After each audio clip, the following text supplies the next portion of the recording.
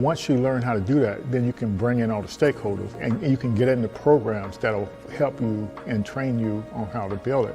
But that first step is you have to design a business model that is desirable. When I initially moved back to Pensacola, I had a meeting with Lloyd. Lloyd invited me for breakfast and I was telling him, man, I still have an idea for the entertainment industry. This is what I wanted to do. He was like, all right, I got started up on the blocks. So I need you to start coming to start up on the blocks and get a little more information on how to work through the tech ecosystem and take your idea and we'll get you where you need to go. My company is called The Know, is an app that is streamlining business for the entertainment industry. Yeah, so if you're a musician, what you would do is pretty much jump on the platform, you'll create a profile, but the way we created the profile is pretty much a cleaner way. So now if they want more information about you, you'll connect your social media platforms, your streaming platforms, and that way they can go directly to it. What we also have included is your calendar. So pretty much you can set your days, you can set your price for your days and automate your booking. So initially talking to Lloyd, my idea was all here, it was there, it was over here, it was over there. It was like, all right, Quinn, I get it. You got a lot that you want to do, but we need you to bring it in just a little bit and then work on your pitch, your story, and how you're going to bring it full circle to get people to understand what you're trying to create. Most of the programs here wasn't inclusive, and so we said we'll focus on helping founders of color. We also start at the beginning of the thing, at the idea stage, whereas a lot of the programs you see here locally, they start after you're up, and that's not very efficient unless if you don't have a lot of money, you can't recover from your mistakes. And the lean startup system, it actually helps you make mistakes faster before you spend a lot of money. You don't actually start building anything until you got customer buy-in. There was a need for small businesses to bring brand awareness to their business. I see there's a lot of makers and bakers that they're making all of these goodies and these products, but they can't market it, they can't sell it at the same time, and there needs to be kind of like that middleman, that middle person to help bring economic growth to some of the small businesses in Pensacola. So Taste of Pensacola, I came up with that idea during the pandemic when I saw things at that time that Amazon couldn't fulfill. They didn't even have those products, but the local people in the community, they did. And so there was a ton of people coming out saying, hey, I make masks. I'm like, wow, this is amazing. All the local people here that are just as talented that can actually make those products. And so I wanted to kind of showcase who they were. So with Taste of Pensacola, our income streams, we have several of them. We have the corporate America, we do corporate gifting, just regular consumers, different Pensacola natives that don't live here that want to purchase our boxes, like a taste of weddings, distribution. So we also do bulk sales. So for a private airline, if they want some local snacks and goodies on their passenger flights, they will come to Taste of Pensacola and we will source their vendors here locally. And we'll give a small business owner an opportunity to have reoccurring monthly sales. I've always had a really big vision for Taste of Pensacola. I knew that it could go beyond just local. I know that maybe other communities could possibly use the same platform that I'm trying to build.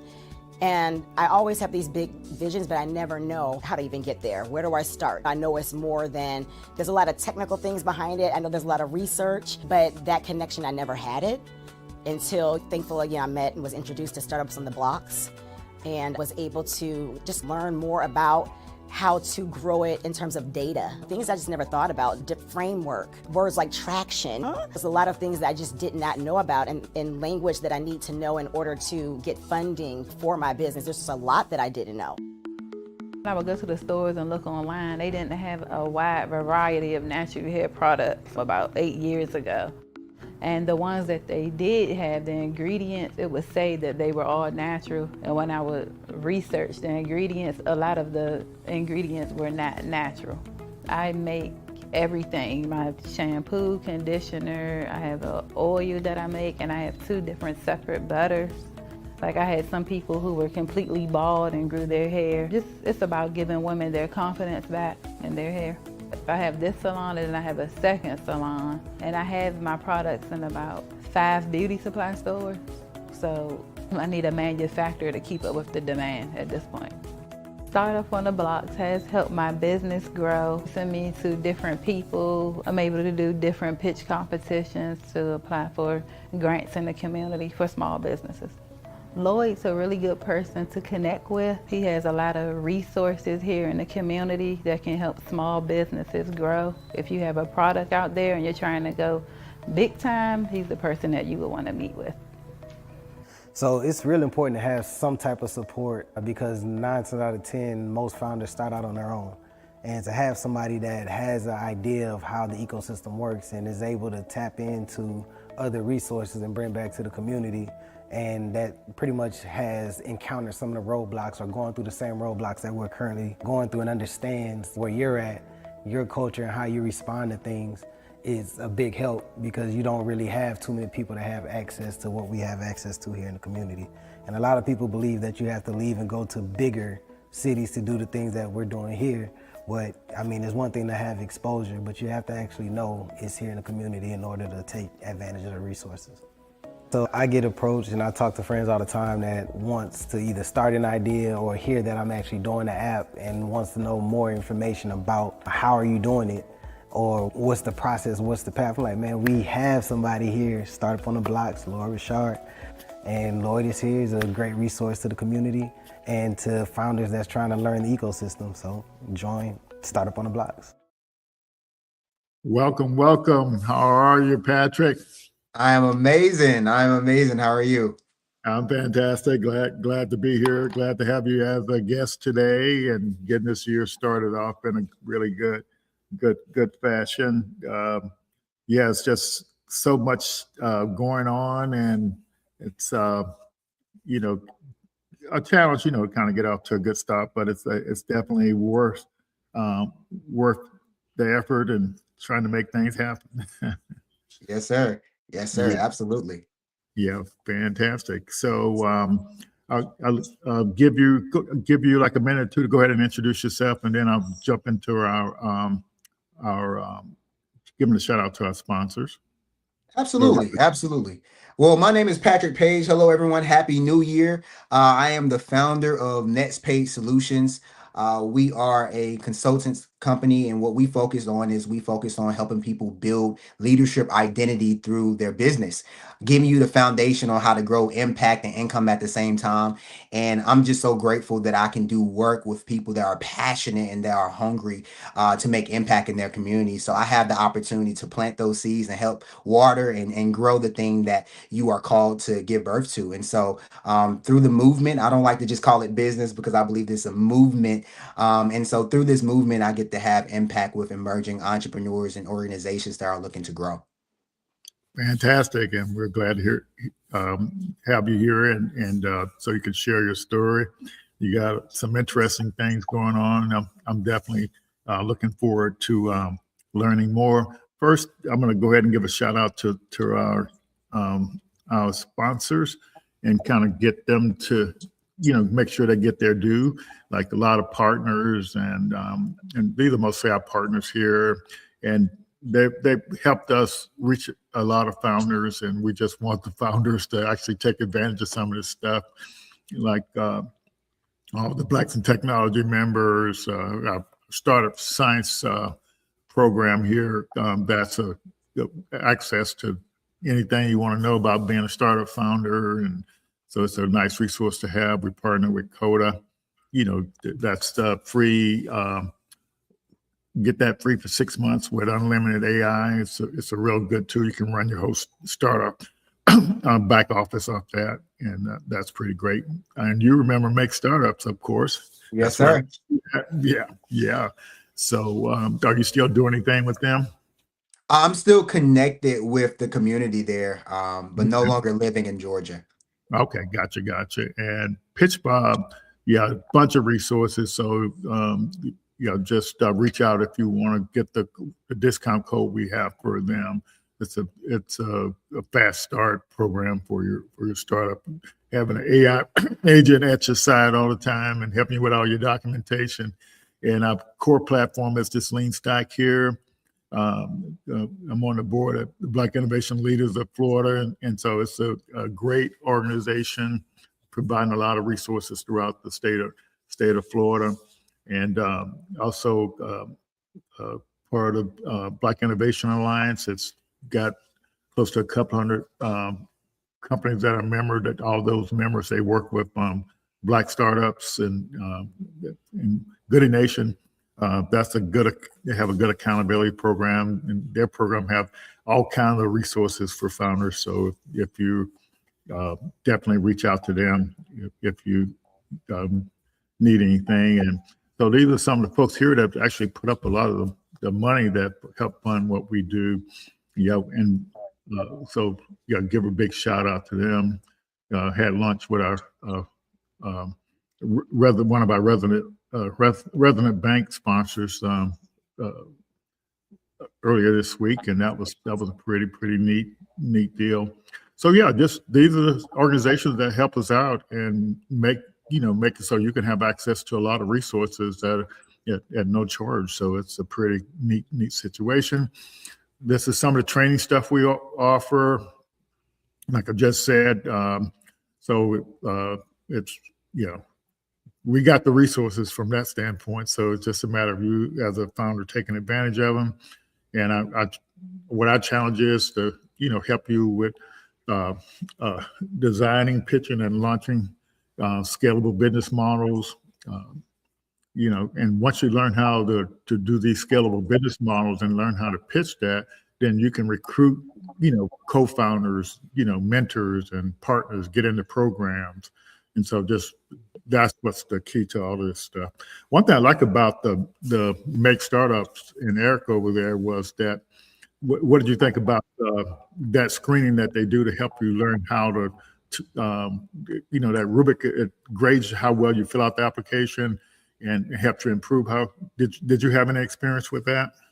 Absolutely. I had a lot of experience with the co-founder OS. One of the main things is I believe it just helped founders refine the process before they get in front of an audience where, you're talking about, hey, what is my unique value proposition? What is my business model? What does this look like? And how does this stand when it comes down to communicating this value? And I believe co-founder OS has just done really well with being able to refine that process. And like you said, it grades you, right? So it grades every step of the way as you're building your model out. And so I believe it's an amazing program to be able to put your work in there and for it to give you real-time feedback. And so absolutely amazing program. Fantastic. I appreciate you sharing that.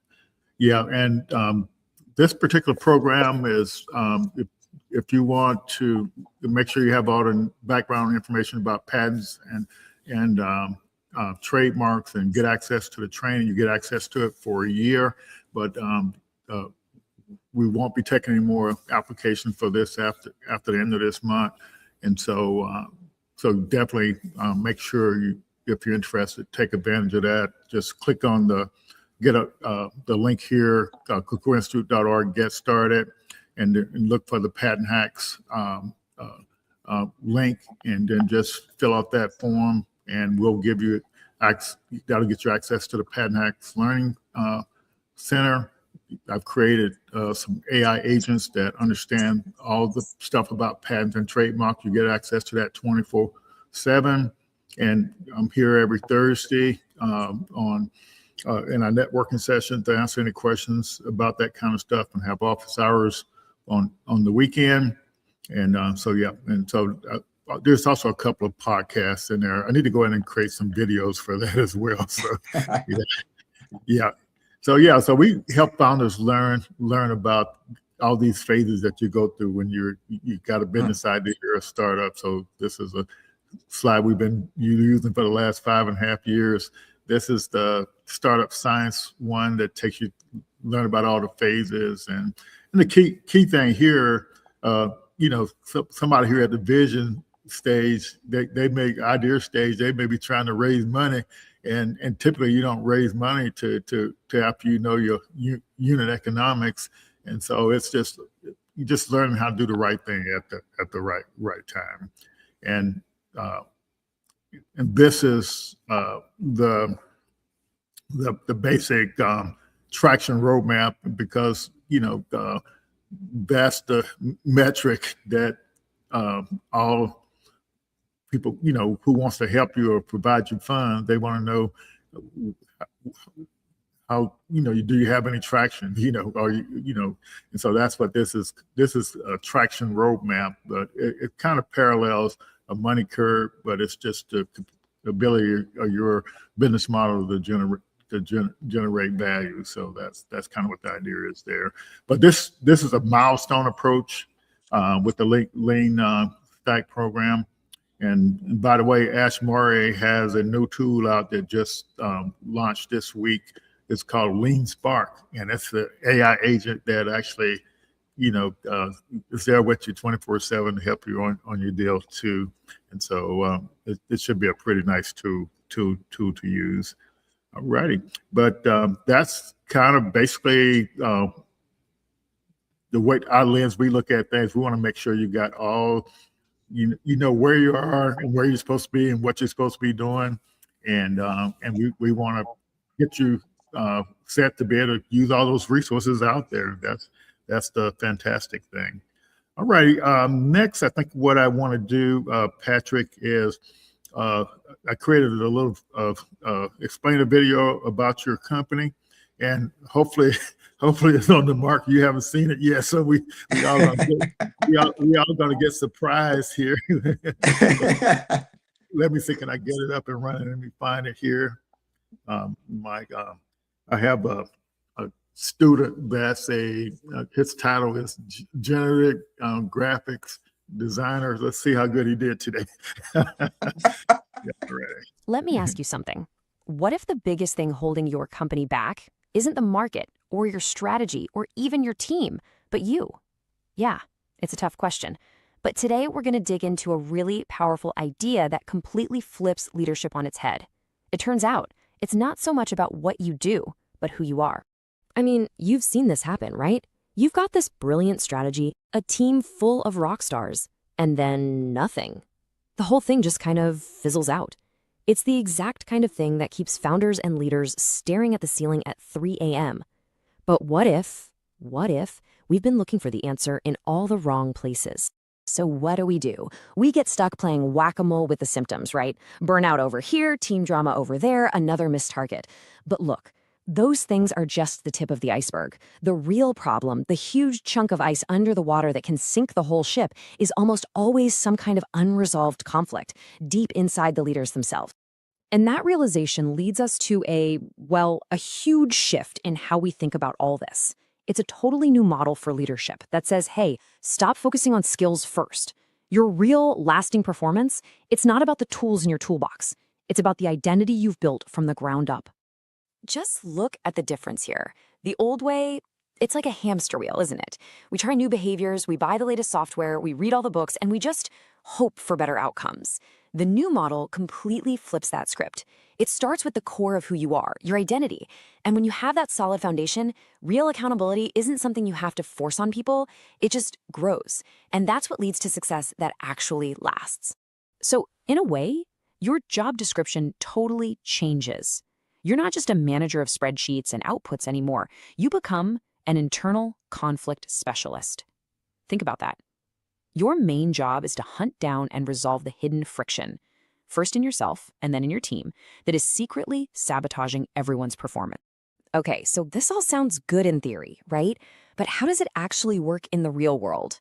Well, it's all built around a really structured approach called the OBO framework. It's designed to systematically turn all those messy internal challenges into real, tangible boosts in performance. And with this framework, the sequence is everything. You can't skip a step. It breaks down into 3 simple but super powerful steps. First, you overcome.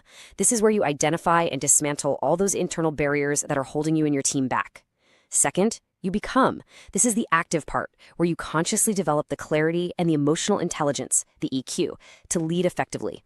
And only after you do those 2 things can you get to the final step, a truly sustainable outcome. And that's exactly why the order is so critical. I mean, think about it this way. You can't force a plant to grow, right? Trying to jump straight to the outcome without doing the hard foundational work of overcome and become, it's basically like demanding a harvest from a field where you never even planted any seeds. Sure, you might get lucky, but any success you have is just pure chance. And believe me, it will not last. Now, you might be thinking this is just another abstract business theory. But it's not. This is earned wisdom. It was forged through some incredible adversity, and that's what gives it real, authentic weight. The guy who created this framework, Patrick Paige, he didn't dream this up in a university classroom or a corporate retreat. His insights come from a life that, well, demanded resilience at pretty much every single turn. And his journey is, wow, it's pretty remarkable. We're talking about going from the chaos of childhood trauma, losing his father, even homelessness, all the way to the intense discipline of serving in the U.S. Air Force, within the NSA. You can just see this search for structure and meaning. And that path of discovery eventually led him to a totally new mission, not just to deal with his own pain, but to build a system, a repeatable system, to help other people transform their pain into real power. Essentially, his own life became the first case study for the OBO framework. He had to overcome just immense hardship. Then he had to become someone new through discipline and discovery to finally reach the outcome of finding his life's mission. And that's what gives this whole thing its power. It was lived long before it was ever taught. Okay, so that's the powerful origin story. But let's bring it back to you. What does all this actually mean for an organization? If you decide to adopt this identity-first approach, how does it really change the way you build your teams and shape your culture day to day? Well, there are 3 things that really make this approach stand out. First, it is not a one-size-fits-all cookie-cutter program. Everything is customized. Second, mental health isn't some checkbox HR initiative that's off to the side. No, it's woven right into the fabric of leadership development. And finally, it pulls from this incredible veteran ethos of service. It's about having a clear mission and purpose, not just top-down command and control. And when you lay it out like this, the choice becomes incredibly clear, doesn't it? Are you building a culture based on psychological safety, where people can actually be themselves, or one based on fear? Are you developing whole human beings, or are you just feeding the nonstop hustle culture machine? At the end of the day, it's the difference between a culture you design with intention and a culture that's just, a vibe. So, if you take away just one thing from all this, let it be this. Stop trying to fix the outputs. That's like trying to tape dying leaves back onto a tree. Instead, go to the source. Water the roots. Focus all your energy on clarifying and strengthening the identity of your leaders. If you do that, healthy, sustainable performance will grow all on its own. It's a natural result. So let's leave you with this final thought to chew on. Scaling your company, it doesn't magically change you. All it does is take who you already are and turn up the volume. So the most critical question you can ask yourself as a leader isn't what's our next strategic move. The real question is much simpler and much harder. Who am I when the pressure is on? Wow, wow, wow. What do you think? I am blown away.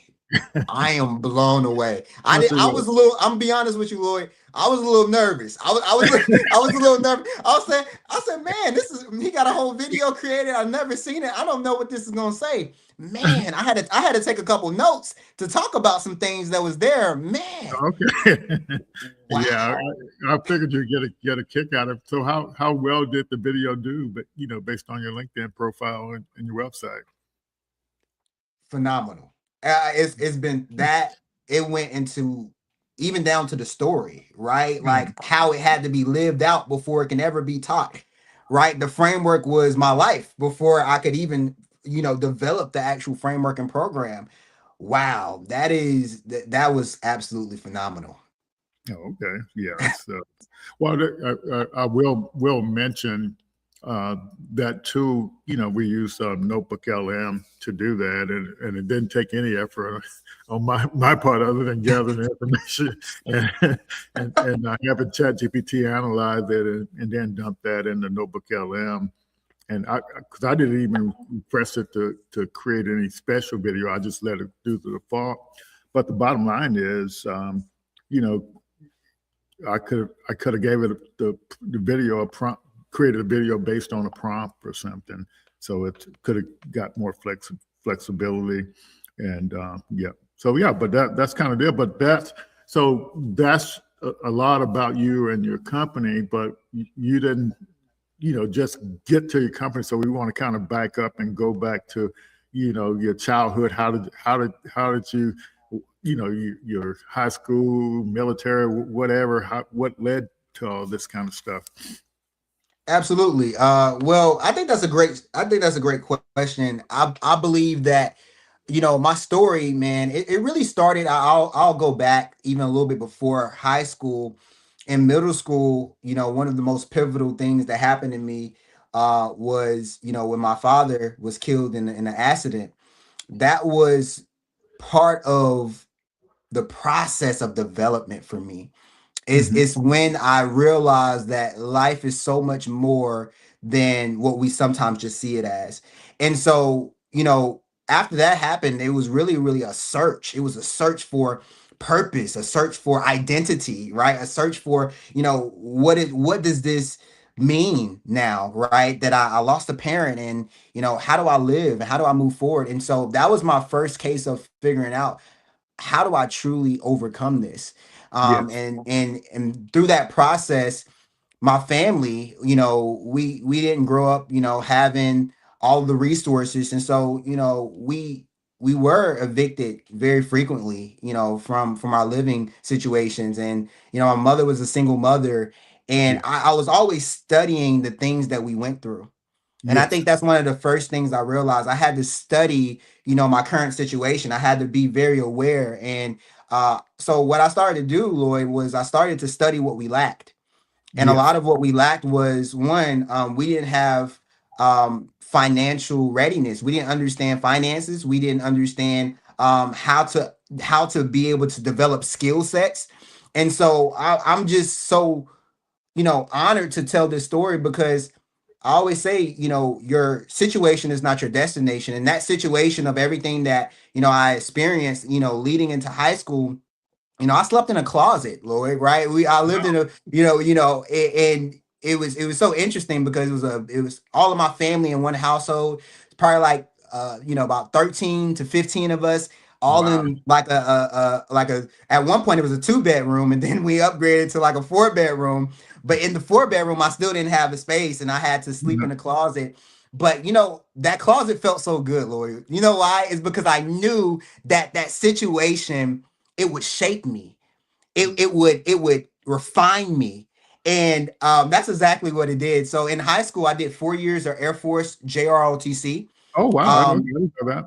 and so throughout that program, I started to learn about leadership, right? I started to learn about communication and presentation, and being able to understand, how do you present yourself? How do you become disciplined in what you're doing, right? And so I started to be trained. I got on the drill team in the ninth grade, right? I started to start learning how to drill with the rifles and do the Yeah. spins and all the turns and all the things.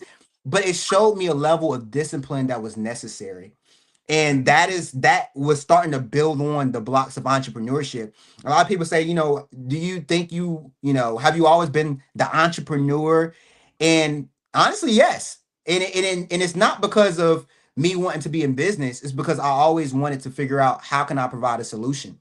Even looking back at elementary school, I remember one time I got in trouble because I had a whole bag of candy of Laffy Taffies, and I was I was selling them for $4 and I ended up getting them confiscated. But it was it was a journey of figuring out, okay, I know that my friends, they love candy, and sometimes their parents give them money, so maybe I can be a solution, and I can bring candy to school and sell it to them. And so I've always had the mindset of, how can I provide solutions to those that are around me. And so, going through high school, I did really well in education when it comes down to studying. But you know what? I really had trouble with figuring out what was that next thing for me. And Okay. so I didn't go to college, Lloyd. I didn't, graduate high school and go to a 4 year degree. That wasn't my Hmm. pathway. I Gotcha. actually took a gap year after high Okay. school. And I started working at Bank of America. Okay. But I want to specifically tell that story though, Lloyd, because Go ahead. I think that it will shine some light on, like, what that really looked like. And so for me, right after high school, all my friends are going off to the military, they're going off to college, and I'm just like, I still don't know what I want to do. But again, I studied what we lacked. so I'm like, maybe I should go into the financial industry. Maybe I should look into finances and banking. And so what I did was I applied for a Bank of America teller position. I was 18 years old.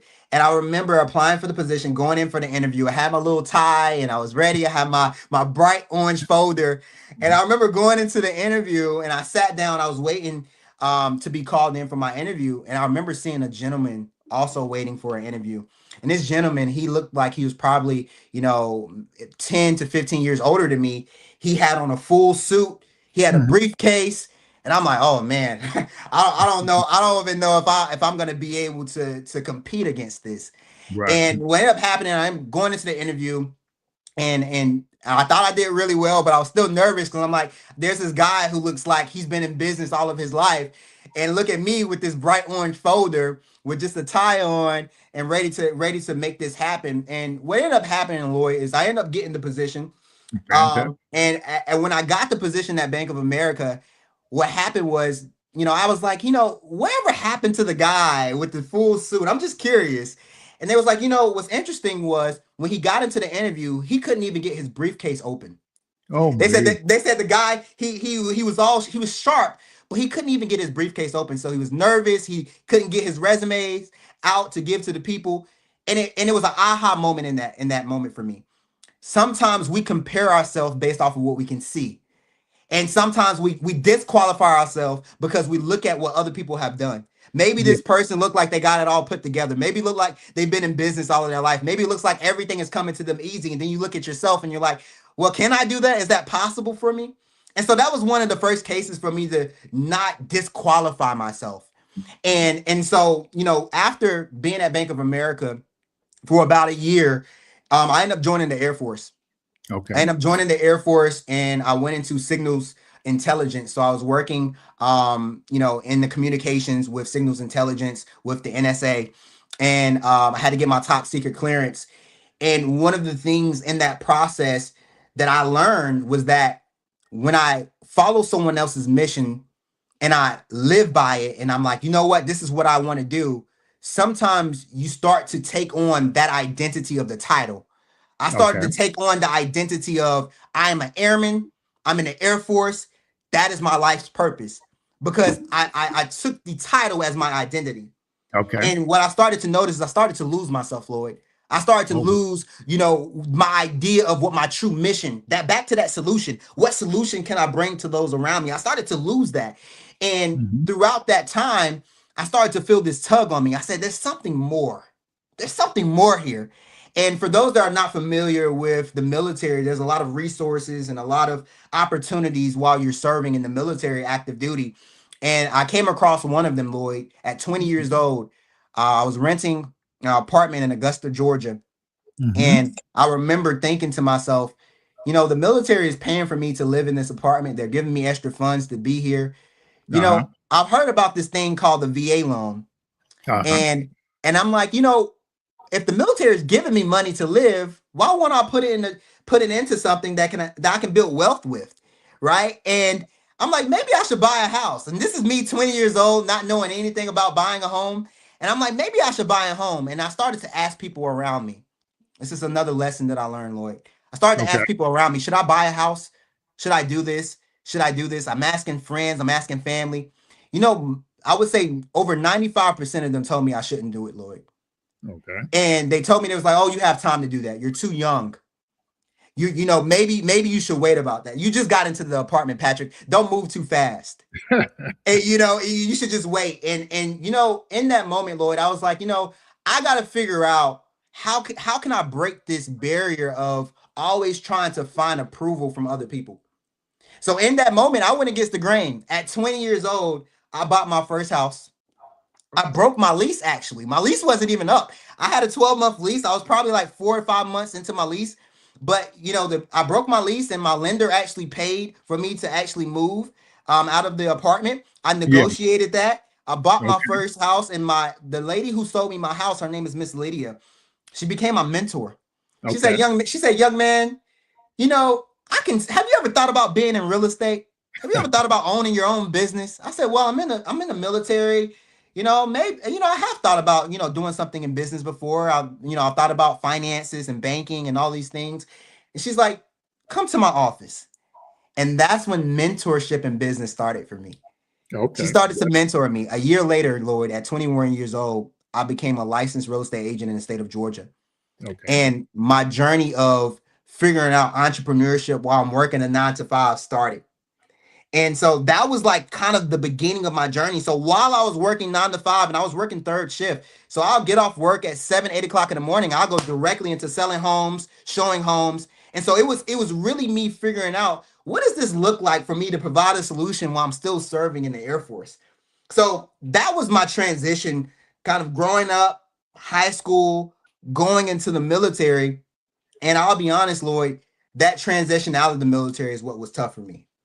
Okay. It was very tough, because I started to see these opportunities for me to pour into other people. I started to help other people buy their first home.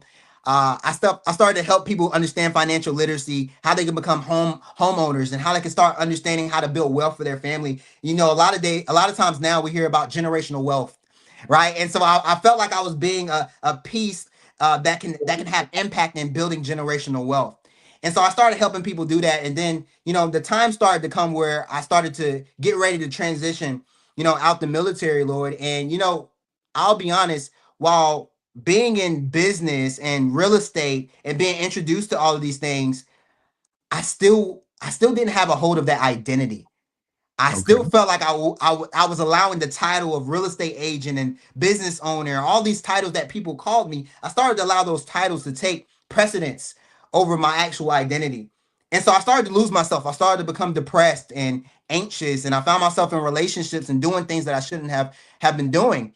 And this is my first time telling this full story publicly, Lloyd, but I feel like those need to hear it.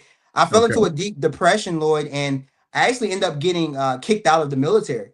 Wow. I and didn't know that. and I never told anyone this, right, publicly. But I Hmm. and I can honestly say, me being in the position that I was in, Lloyd, I got kicked out because I was doing things that I felt like I needed to do to cope with the fear inside, the doubt inside, me running from the thing that I know I was actually called to do and not really knowing how to get there. Me Yeah. taking on the identity of what my family wanted. Patrick, you should do 20 years, or Patrick, you shouldn't do this. And I allowed those people to dictate the direction of my life. And so what they ended up doing, that forced me into a position to where here's another point where I had to overcome. And so I ended up getting kicked out the military, Lloyd. And this was right when COVID in 2020 hit. This was in April of 2020. And I remember being in my house and thinking to myself, I'm a failure. I'm a failure. All of my family, they looked up to me. They thought I was doing great things, but I'm a failure because I didn't complete. I didn't complete what I set out to do. Right. And I fell into a deep place of darkness. I can imagine. Yeah. I didn't know who to talk to. I didn't know. I felt ashamed. Hmm. Uh, and I didn't really understand how to start having conversations with people. Yes. And I knew at that point it wasn't about real estate. It wasn't about entrepreneurship. It wasn't about business. It was about, who am I? Okay. All righty. Who am I? Right Yeah. now, like after that, no longer in the Air Force, no longer in Charlotte, North Carolina with all my family. Who Yes. am I? Hmm. And that is where the identity search started. Fantastic. That is where it started. Okay. All right. Yeah. So, yeah. So, how did you formalize it? Into like how did it, how long did it take you to formalize it into like a business activity? So I would say it probably took me. That was in April. October of 2020, I put on my very first speaking engagement where I said, you know what, this is not about real estate. This is not about selling a specific product. This is about me telling my story Yes. and me allowing my story to be my currency. I believe, Lord, we all experience things that can serve people. There's Yeah. something that you've been through or you're currently going through that can serve someone in their position. And I started to think, through all of the things that I feel, I want to talk about this. I want to share this with someone. And so instead of me applying for a speaking opportunity, I said, you know what? I want to cultivate and create this experience where I can share my story with friends, with family, with people that could be inspired. And so it started as, you know what? I don't want to sell real estate right now. I want to figure out how can I figure out how to pour into other people the way I wish I would have been poured into. And Gotcha. so what I did at that moment was I became what I wish I had. I became what the resource that I wish I had when I was doubting myself.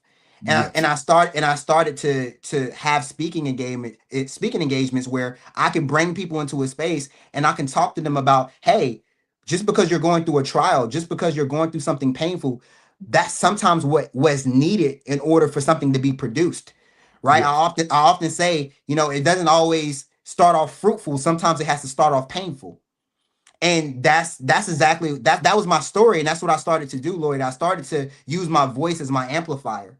I Mm-hmm. started to talk about the things that I was going through rather than sit in them.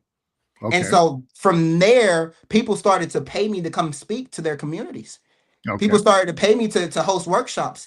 And so now the aha moment was, oh, I don't have to sell houses to be in business, right? I can tell my story. I can talk about these things. I can help people figure out and piece together, how to start doing these things. And Lloyd, in this process, I'm still learning.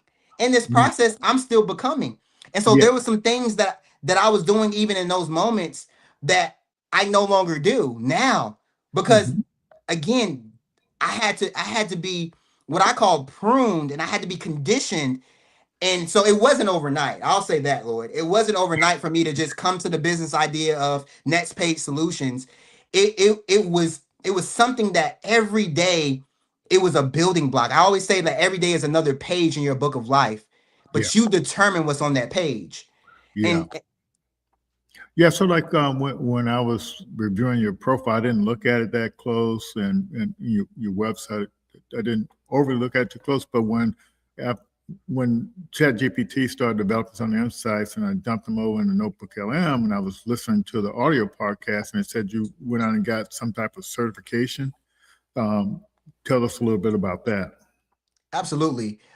So what I did was I started to look for certifications that will allow me to be able to share my story more, to be able Okay. to start being able to actually coach people one on one with the very thing that I was doing. From one to many, like on stages and on platforms. I wanted to be able to do that, and so what I did was I started to look into different life purpose certifications. So I became a life purpose coach.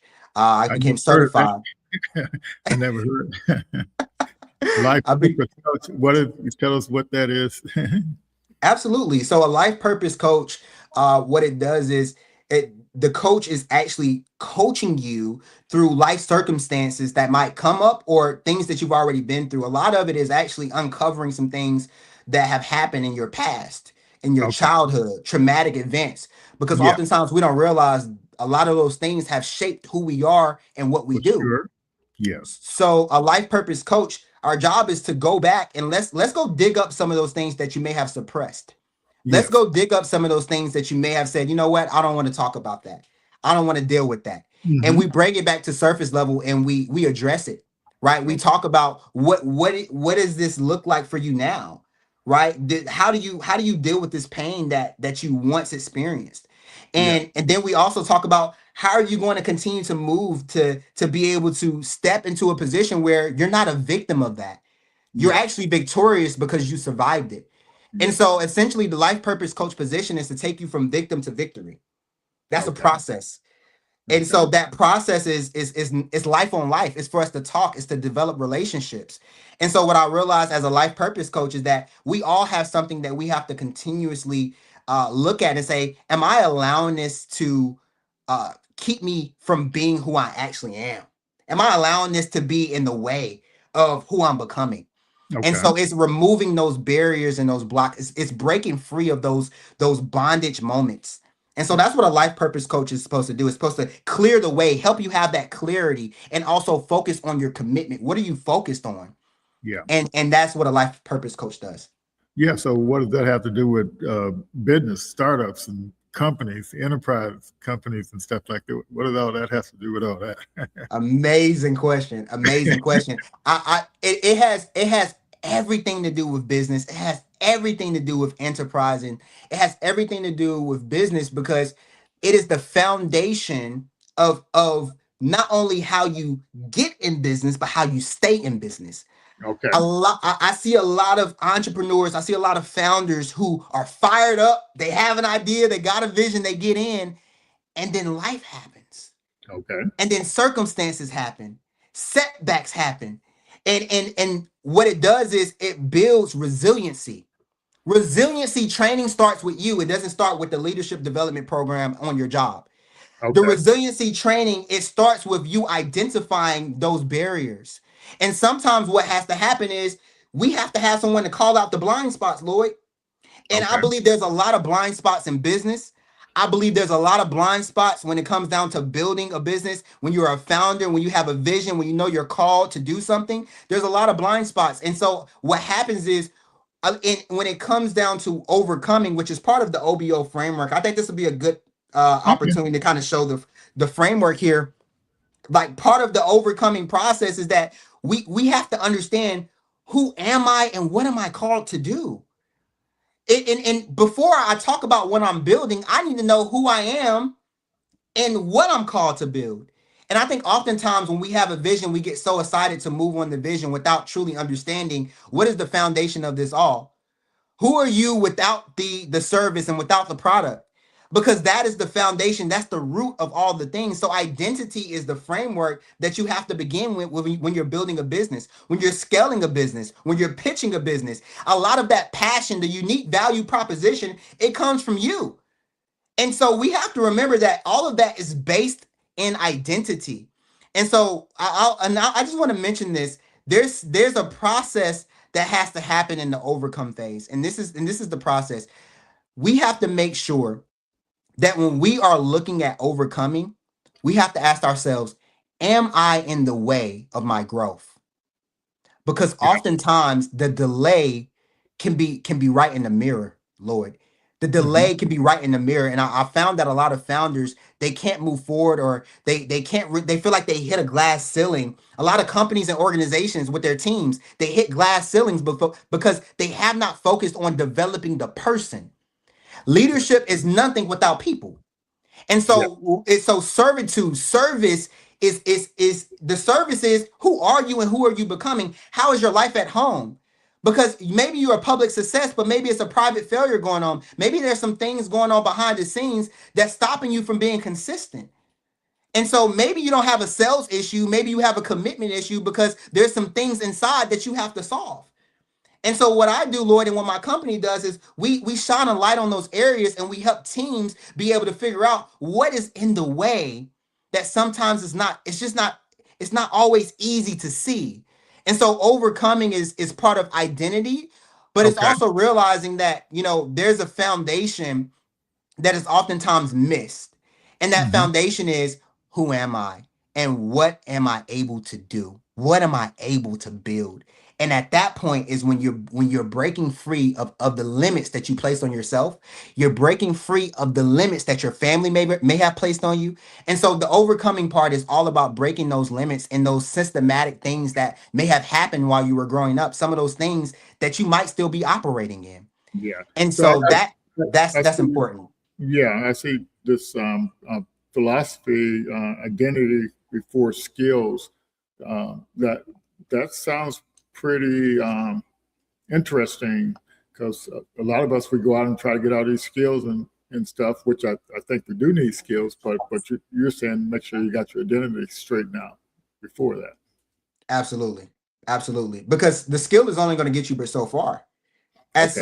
At some point, and this is what I learned, Lloyd, I was really skillful. I had the Hmm. skills. I was developed, and I had these different skills, but it got to the point where I had the skills, but I still felt like I wasn't enough. Okay. I had the skills, but I'm still comparing myself to so many other people and talking about what I don't have.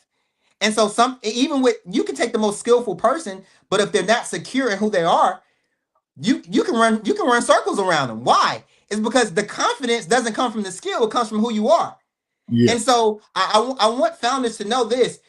You are going to build a confidence like no other when you are standing firm on the foundation of who you are. Because when you're standing firm on that, you're not going to allow anybody to tell you that you're not valuable, that you're not worthy, that you don't have anything special. And so that is the piece that I feel like we have to make sure that we lock in when we're building a movement, when we're building a mission, when you're building a business. You have to make sure that your foundation is rooted in your identity, because if not, that skill is going to get you to a place where you're going to look around and you're not even going to know. You're gonna be like, how did I get here? Who am I? Because you're taking on all these titles and skills and you're becoming confused because of what other people are telling you. Gotcha. Yeah. Yeah. So as we go on here, if you got any questions in the audience, feel free to ask them, and so don't hesitate. And even if some startup questions, we'll be glad to help you get them answered. So what about this second part, to become? So what's that all about? Absolutely. So becoming is to me is in the center of all the things, right? It is literally the heart posture, right? And that's why the becoming is also it's literally the middle, it's the core. Becoming is so important because it's a process. And the reason why it's a process is because there's actually a secret step in there, Lloyd. Becoming, before you can become, you have to unbecome. Okay. There's some things that have to die. There's some habits that have to go, right? So before you actually become, there's some unbecoming that has to happen. Some mindsets, some beliefs that have to go out the window. Yes. So when you're building something new, when you're in new territory, it's going to require a new version of you. But some of us, guess what? We're full. We got so many things that we're carrying, and there's some things that need to be released. So before you can become, there's some things that you have to unbecome. So maybe you've been told all your life, hey, you want to do all of this while you're young, because when you're older, you're not going to have time. Let me unbecome my age being a barrier. Unbecome. Maybe there's some things that people have told you, like, well, business is hard, and you don't want to get into business until you have this amount of money. Maybe you got to unbecome some of the things and the skills that people have taught you. You don't want to have to manage all these people and all this stuff. It's just so many things you grow up, people tell you, and you carry those things, and they're holding you back. They're holding you back. They're holding you back. And this is the thing I had to unbecome. I had to unbecome the person. And here's the thing. I had a lot of self-sabotage, Lloyd. Yeah. I used to sabotage opportunities because, deep down, I didn't believe that I was qualified. Mm-hmm. And that's something I had to unbecome. There was a level of fear. There's a level of fear that was in there. And I felt like I was moving out of fear. I believe there's a lot of people, when you have this new thing, this business, this baby that you're like, you know what, I want to give it to the world. Sometimes it's fear that's standing in the way. And so I had to unbecome, and I started to do what I fear in order for it to disappear. Okay. Gotcha. I had to do what I fear in order for it to disappear. I had to take that leap, Lloyd. And so part of the becoming was, you know what, let me unbecome who I thought I had to be. Yes. And become who I know I need to be. And so developing that leader within, it started to give me clarity. And then that's when I started to realize that, Lord, even when I was coaching and when I talking with clients as a life purpose coach, there was still something missing. And I was like, what is this? What is this? And that's when I truly found my faith, right? And that's when I truly locked into my faith. And I know that everyone, has their different level of faith. But for me, that was finding my mission and my identity from my faith, and really allowing myself to find the Lord in my case, right? To be able to understand that I know that I'm created to do something special, and I'm not going to allow myself to get in the way of that. And so for me, part of that becoming was, what? Everything that people told me I had to be, everything that I heard, I don't have to attach to that. And so part of the becoming is also realizing that you're going to look crazy. You're gonna seem like you're the extremist on the block. Oh, you're just so extreme. Why are you doing so much? Why does this business matter to you? Why does this mission matter to you? So I want to encourage somebody right now. maybe people are calling you crazy. Maybe people are telling you, no, this is too much, or this is not the time, or AI is going to take your job. AI is going to take your business. Maybe people are telling you these things and you feel like you're doing something crazy. You are going in the right direction. When you are Yeah. doing something that people are maybe telling you you're zigging when other people are zagging, it's okay. And it's being okay with your uniqueness. And Yeah. so that was part of my becoming process, Lloyd. Yeah. So like this quote I see on here, leadership isn't about being in charge. It's about taking care of those in your charge. That was an interesting quote. Is that something you came up with? Yeah, and it's because, Lloyd, is all servant based. Okay. I believe in servantship. I Okay. believe that leadership starts with servantship. How can I lead if I don't know how to serve? Gotcha. And I believe all business is how can I serve you? And Yes. like the top, like it's all about servitude. And I believe sometimes we get so focused in how can I lead the best team? And I'm going to be the CEO of my company and I'm going to hire all of these people. See, Yeah. it's not about leading them. It's how can I serve them at such a high level that they can take that servantship and they're like, you know what? Because I'm being served, I can operate at the highest level in this company. I can operate at the highest level in this mission. Okay. So, and anybody can lead and when everything's peaceful. My Yes. question is, are you able to lead when things are rocky? Real Yeah. leaders are created in times of war. Yeah. When you look at our history and we look at the people that we study, they didn't become leaders based off of peace. They became leaders because in a time of conflict, they were able to stand up and still serve. And so at the end of the Fantastic. day, leadership in your business, leadership through what you're building is about how do you serve people? Serve Yeah. them well, and you'll Yeah. be able to see more. Yeah, when your cash flow is about to run out and you got a payroll. Yeah. All righty. So number 3 is outcome. And yeah. So tell us about that phase. I love outcomes so much because I believe people reverse engineer the model and say, well, Patrick, doesn't it make sense to start with the outcome? And when you really think about this, Lloyd, this OBO framework is something that you can go through over and over and over again in your business, in your personal life, whatever you're developing, because it's an ongoing process.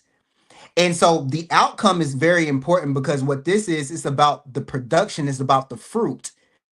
Mm-hmm. What fruit are you developing? Meaning from the point of my vision and my mission and my business, me being a founder, me being founder of this business, what fruit do I want to produce? Mm-hmm. And I always say your outcome will literally give you the direction to your income. And Okay. oftentimes we think that the outcome is just all about setting goals. No, the outcome is also about how are you being fruitful with what you have? Are you being a steward with what you have and using what you have to create opportunities? I always say, do not wait for the opportunity, create it. Don't wait for the opportunity to pitch someone. Create the opportunity to pitch someone. And I think sometimes a lot of people are waiting for the right outcome. But outcome is all about stewardship. It's about sustainability. It's about long-term impact, right? It's about what significance can I bring to my community with this mission, with this business, with this thing that I have. So Yeah. the question is not about how much, not just how much money can I make, not the valuation, but also how much impact. I have this thing that I call SOIs, Lloyd. Okay. SOIs is it's the stream of impact, but it's also the stream of income. But I Okay. say, let's focus on our stream of impact, and then our stream of income will increase. It's the Okay. same thing with outcome. If I am looking to have the outcome to be able to be impactful, to be fruitful, to be able to help others and serve others, with that outcome, opportunities are going to find me. I'm going to start attracting the right opportunities. I'm going to start being able to create rooms and circumstances where people are being transformed. That transformation is important because businesses bring transformations. Founders bring transformation through your startup. You're going to bring transformation. And so outcome is all about what transformation can I create? What impact can I create? And through that is how you start to find more opportunities to make more money.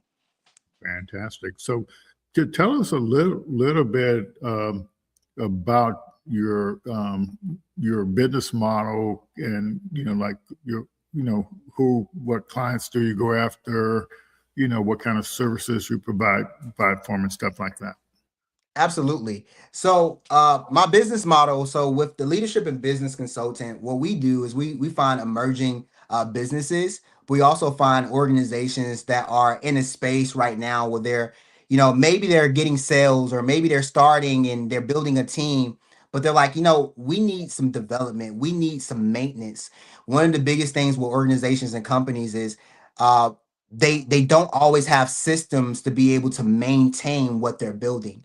And so, what our company brings is a solution that will help you maintain what you're building through workshops, right? Through coming in and developing certain frameworks and curriculums that your people and your team can go through.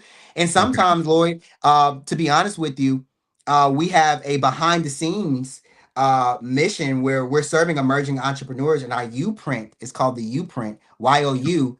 And the U-Print framework is serving emerging entrepreneurs who are just getting started. So maybe you're not at corporate level or enterprising level. We still serve emerging entrepreneurs who are just getting started with an idea. And we serve them with our U-Print program that shows them how to develop and launch, right? And to give them the right resources to do so. So really our business model is twofold.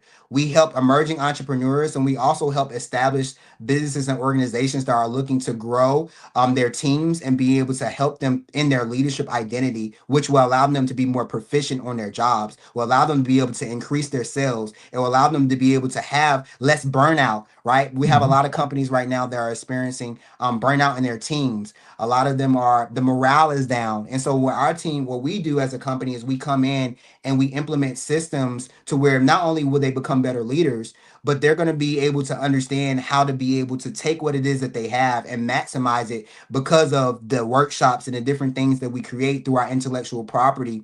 And we do that, and we have our refuel programs where we don't allow our clients to just choose one workshop and it's like that's all. We have refuel programs where they can bring us in quarterly, right? Where we come in and we work activity-based programming with their teams and we help them be able to be more proficient in that specific area that they want to grow in. And we all do it from our leadership framework of OBO, but we break it down and we customize it to the company. Okay, fantastic. I thought it might be a good idea to share, you know, um, how, when folks are creating business models, or even you with your business model. I'm going to share my screen here, and I'm going to share a tab for this notebook LM thing. I want to do a little experiment here, just Okay. to give people an idea. Let's see, what am I doing here? I'm gonna, okay, let's see. And just want me to stop and restart here. Sometimes I look at the stuff, but they have these software keeps getting updated so often. So this is the notebook I created based on stuff on your LinkedIn profile and Okay. on your page, and it has I just copy your LinkedIn profile and some of the stuff on your website, and then I had ChatGPT analyze it and stuff like that, and I put it all into one document and just paste it in here. Then over here, I can come in and chat and ask questions. Like one of the things I did earlier today, I had to generate some questions that I could ask you, and that's what this is here. And so let me get back, but I literally did that over here, and it generated those notes. But what I wanted to kind of demonstrate real quick, and the reason being I want to show everybody this is because we have a process that we work with founders where we have a 27-step prompt that simulates the whole business idea, the business model, the demand validation, and the marketing. But it starts off with the business model, but it stress tests the business model. And so we have them dump that results of that prompt over here in the sources, and it's just as simple as adding a source. And so you copy stuff out of and Claude does the best results on that.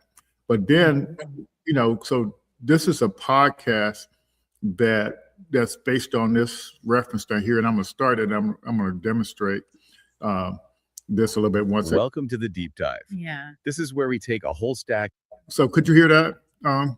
Yes. Okay, good. of dense source material and really just pull out the most critical and surprising insights for you. We're here to give you that shortcut to get you genuinely well informed without all the noise. And today we are diving into a really fascinating area, organizational change. That's right. Our sources are all about a firm called Next Page Solutions. It's a veteran-owned, mission-driven consulting firm. Founded by a Patrick Paige. Exactly. And they specialize in leadership and culture transformation, but, and this is the key, they start the whole conversation from a very different place than you might expect. Okay, so our mission today is to unpack their proprietary framework. It's called the OBO framework. OBO, yeah. That stands for overcome, become, and then outcome. And more than just the acronym, we need to get to the heart of their core belief, which is that sustainable performance doesn't start with skills or your job title. It starts. So I'm going to click this interactive thing and have a conversation with this podcast just to show people how they can use it. Like once you get your business idea in here, you can actually communicate with your business idea and ask it questions. You can kind of bring it to life. So I'm going to start with leadership identity. Click that interact thing there, and let's hope this works. And click play, and click. Welcome to the deep dive. Oh, hey, I think our listeners got something to say. Yeah. Yes. Tell me a little bit about how the company makes money. That is a great question. A very pragmatic question. You're jumping right to the business model. We love that. Okay, let's unpack this for a second. What's fascinating here is that the way they make money is directly linked to their philosophy.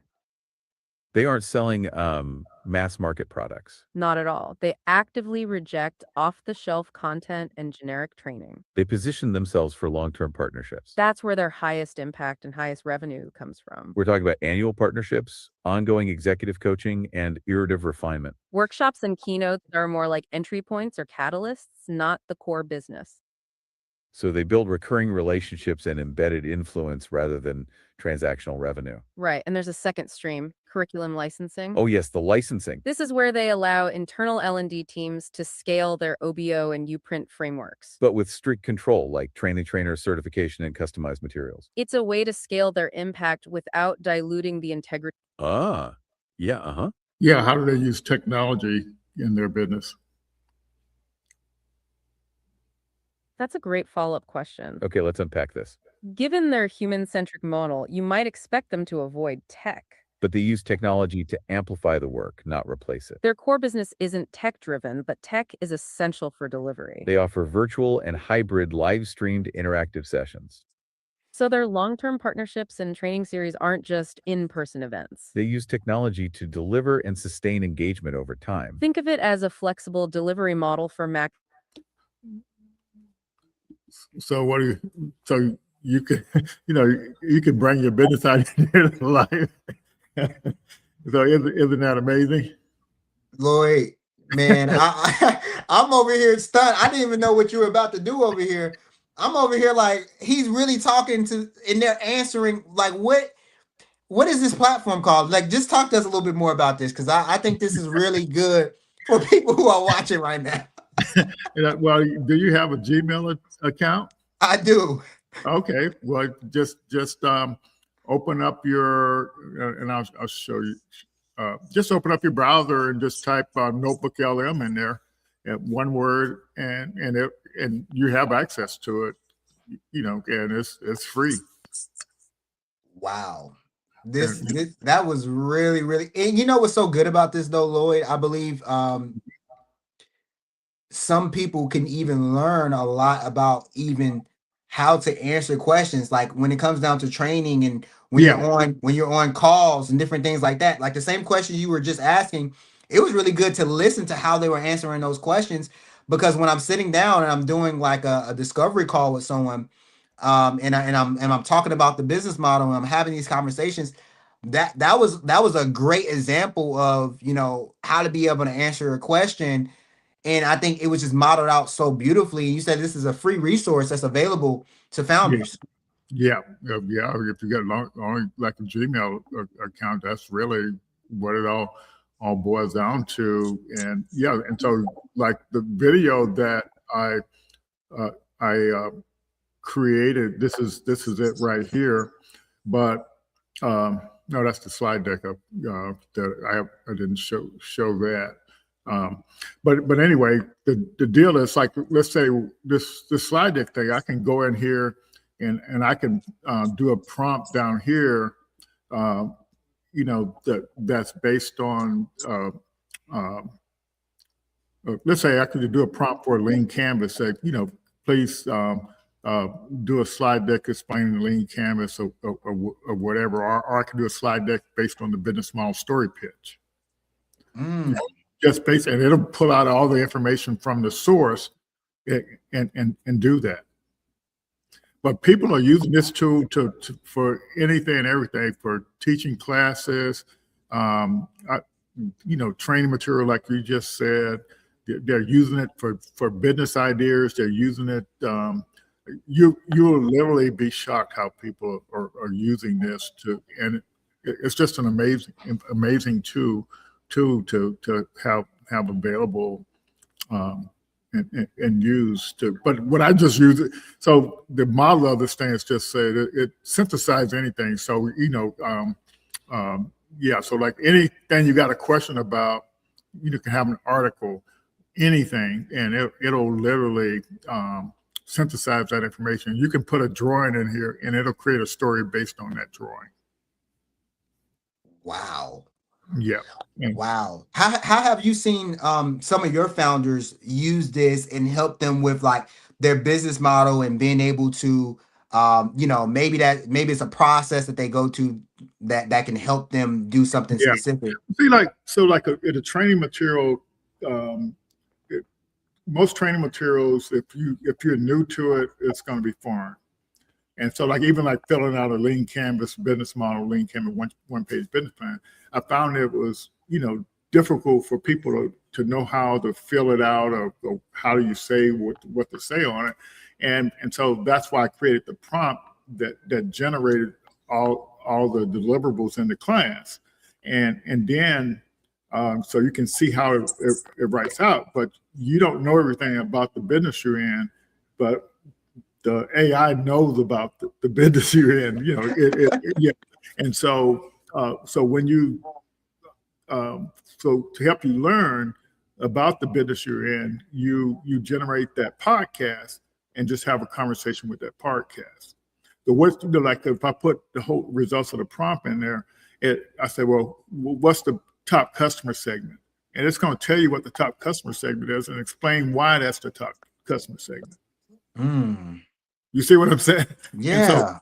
And so this is a tool that's available to founders in our Founders Insight program, and you can, and literally when we first started, you could run the prompt in just a regular mode and it take about 5 minutes to run. We just had the business model design in there, but then when we expanded to the whole program, and we found out if we run it in a deep research mode, it'll go out and find out all your marketing. Total addressable market. It goes and finds out everything. Wow. Yeah, and then so, but the average person doesn't understand all that. So you put it in this tool, the Notebook LM, and then just ask 1,000 questions. You see what I'm saying? This is so good. This is one of those tools that I think is just it just gives you so much depth to your idea, to the vision, to what you're building. And honestly, I think it's an underused tool because I've been looking into a lot of AI models, Lloyd. I use a lot in the business, but I never knew about this. So even the video. So can you go a little bit into that? I know you showed us the podcast and all of that. Like what does that really look like to develop that? So when you click on this video overview thing, it's just going to generate. If I click on it and don't give it any direction, it's going to generate another video, but it's going to be different than this first video right here. And so that so that's kind of what the idea is. And the videos tend to be somewhere between 6 and 7 minutes. But like, so what you want to do is, if you want a specific type video, you go in here and you tell it, say, create me a video specifically about the OBO framework. You see what I'm saying? And then you can use that video as training material, as a promotional thing on your website or something like that. Lloyd, this just blew my mind, Yeah. because of the opportunities, even while you're serving people in your business, and like you said, with a lot of training opportunities, this could be so helpful. Even to having some modules, right? To have modules when people are learning about certain things, to have it and if Exactly you have a right. community, yeah, wow. Yeah, and I use the infographic thing here just so I can kind of get an idea of what the whole thing is about, and you can edit those as well. Now, the easiest one is the mind map, and I didn't do that on this one, but I'll just show you how easy and simple that is. I just clicked the mind map thing there, and see how fast it clicked it. Wow. And then so you see it says, got that, and then it's got core philosophy, framework, founder context, and differentiators, services and solution, strategic insight for founders. See, so like whatever I use in ChatGPT, what I do is I say, I have a prompt that pulls out all the information, and then how it helps us here at the Kakoi Institute, but how does it also help founders? You see what I'm saying? And so that's what this part right here is. So, yeah. So it's saying, resolving internal conflicts to scale. So if you like you said, your mindset is actually what's holding you back. Clarity before execution. You have to have that clarity before you scale, and that's one of the takeaways from my stuff last year is having that clarity. And accountability with empathy. Scaling amplifies identity. So, but if you click here, it'll explode the whole. Wow. And then you can see, and you can download it too. But you can click on entities, and it'll explain all of it to you. This is like a wealth of information that I think is just, if anyone's watching this and they're building something and they have ideas and they're looking to elevate a little bit faster and have that acceleration, I believe that this is a great tool to do that. So I know you said that you use ChatGPT to help you kind of cultivate a little bit before you bring it over here. Are there any other resources that you would tell founders to look into that can help them while they're building? Well, the first thing I tell people to go ahead and get in our Founders Insight program, and that's just apply.kakoinstitute.org, and then we'll give you access to all the stuff we've been creating over the last 5 years, and so we have AI agents for everything. It's like a lot of stuff founders just don't know how to do and how to understand, and so that's why we end up leveraging all these AI agents and stuff to help. So, like, let's say you create a traction roadmap, and you don't, and it's telling you all this stuff, but you don't know what it means because you're trying to determine out if your pricing model is viable, and so. Or if your business, it's sustainable or whatever. So you generate this stuff, and you don't know how to interpret it. So the best thing to do is the training material explains it to you, but it still don't tell you what all you have to do. So you dump the training material into and create an AI agent based on the training material. And so the AI understands what the training material is telling you. So it knows in order to evaluate this, you got to know how big your market is. So it goes out and find out the size of the market for each of your customer segment. Wow. You see what I'm saying? And so that's the logic behind all all those, because most of this stuff, if you haven't ever been exposed to it, it's hard. That's why it's just overwhelming for people. And so we try to come up with the tools to help people understand what the training is trying. And it's so subtle sometimes and it's only a few concepts that are ingrained in the training material, and they just keep getting repeated over and over again. Yeah. And then there's I'm gonna do this and we can get up because I've already went overtime. But the deal is the way the program works is I think let me just share my screen again. Okay. I'll show you the process for the whole program. Okay. This is the lean stack.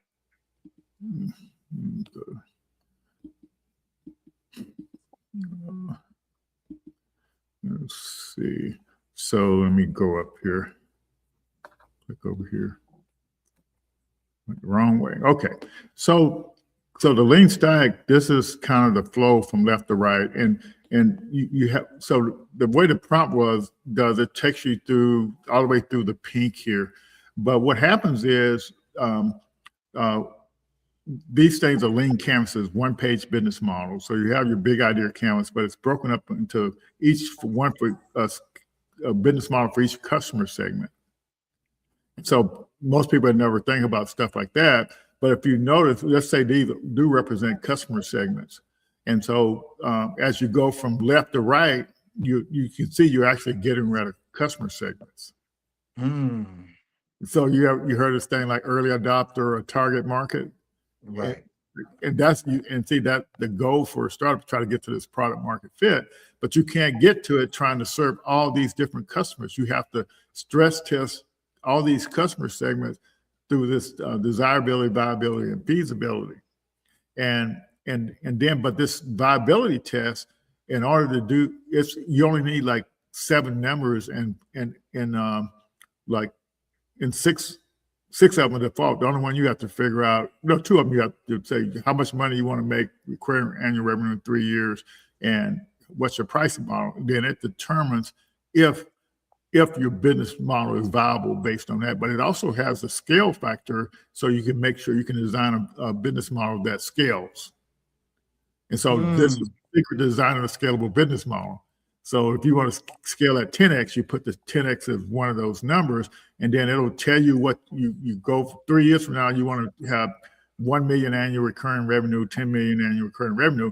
Then it figures out based on your pricing model how many customers you have to have in order to do that. Then it works backwards scaling at that 10x rate back to current time. It tells you what you have to do each month in order to do that. So it's your traction roadmap. It's literally your plan month by month, what you have to do to reach your goal.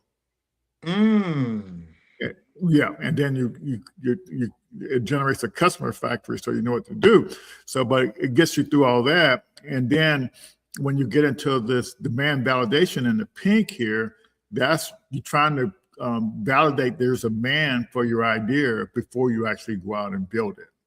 And so, and that's what these 2 things are. But so what I did was,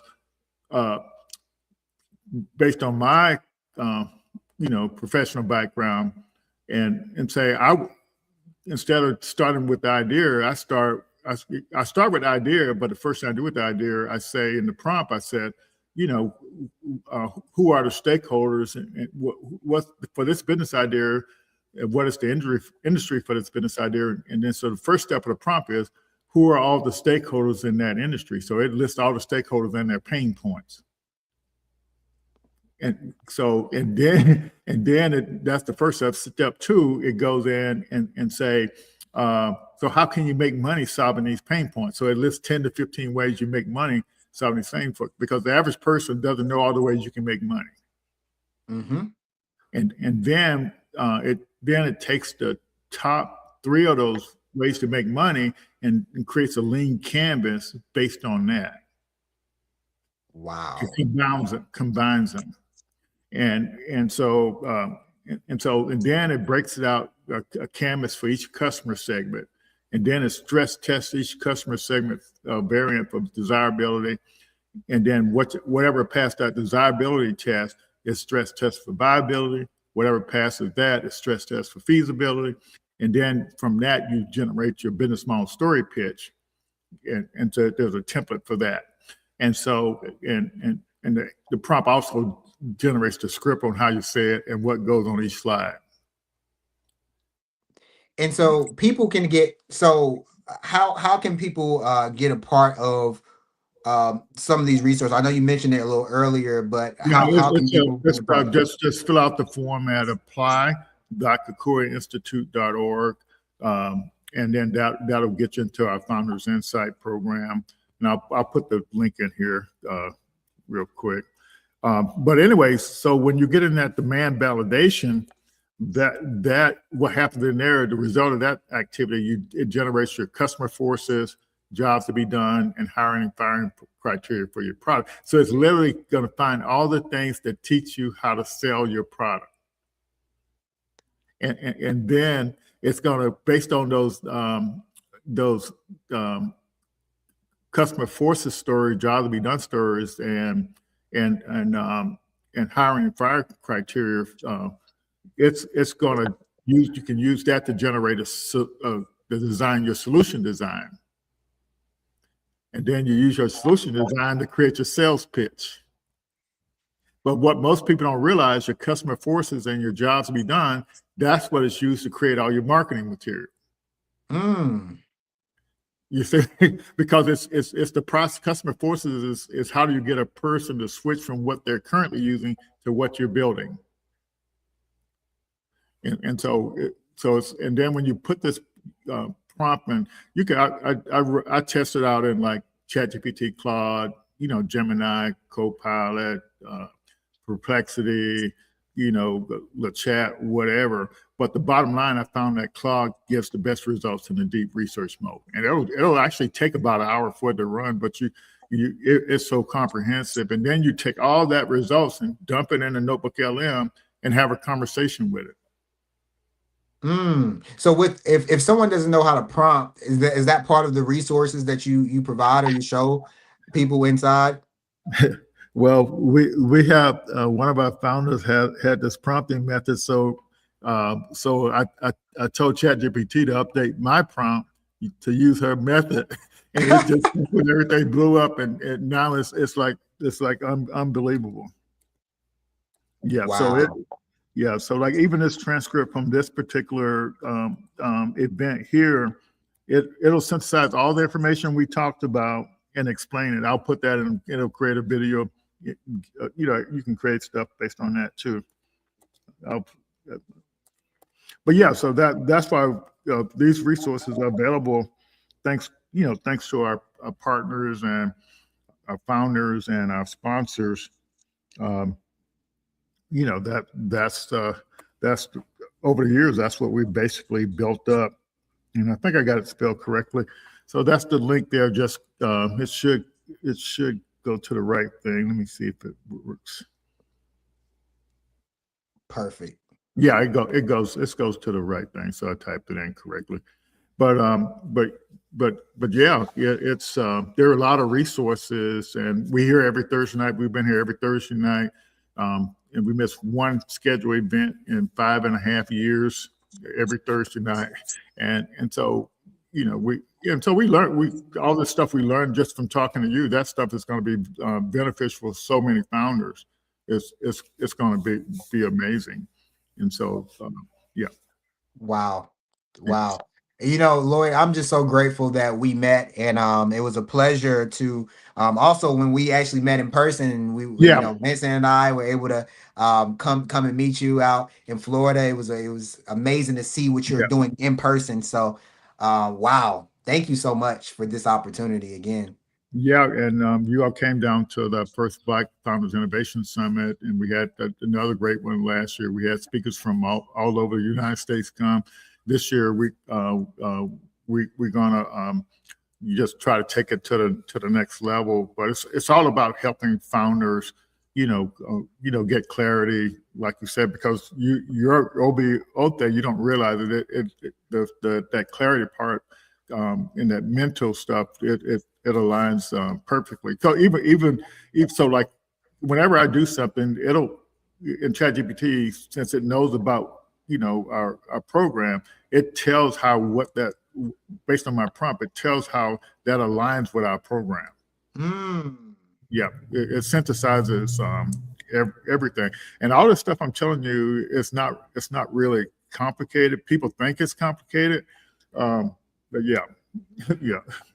Wow. Well, look, I would love. When is the summit this year? Do you have It's a going date to yet? be 17th and 18th, and yeah, and so and so we do it both, hybrid. So like so folks that can can make it, fine. If they can't make it, you can see it online, and we also have speakers online as well too.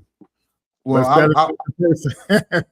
yeah, it's amazing in person. I loved coming to Florida. If there's anything that I can do to support the summit or be a part of it, just please let me know. I think it's one of the things that's truly transforming communities, not just in Florida, beyond that. Since Yeah. meeting you in 2024, I've been able to help so many emerging entrepreneurs and founders just from the information that we've been able to talk about. So thank you for just the work Right. that you're doing.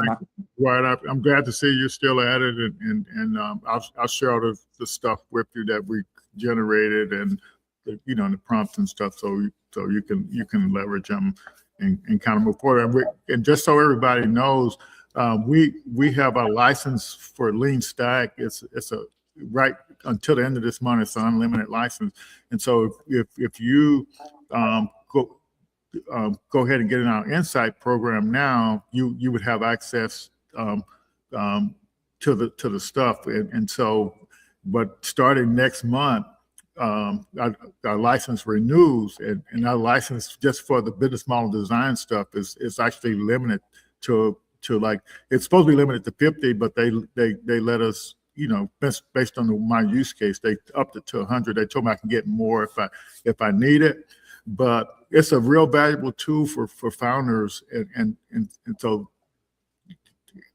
founders just need to understand you need to know you can't pitch your solution. You got to pitch your business model. So you have to know how to design the business model, and the training teaches you how to do it. The AI simulates the whole thing for you, so you don't have to start from scratch.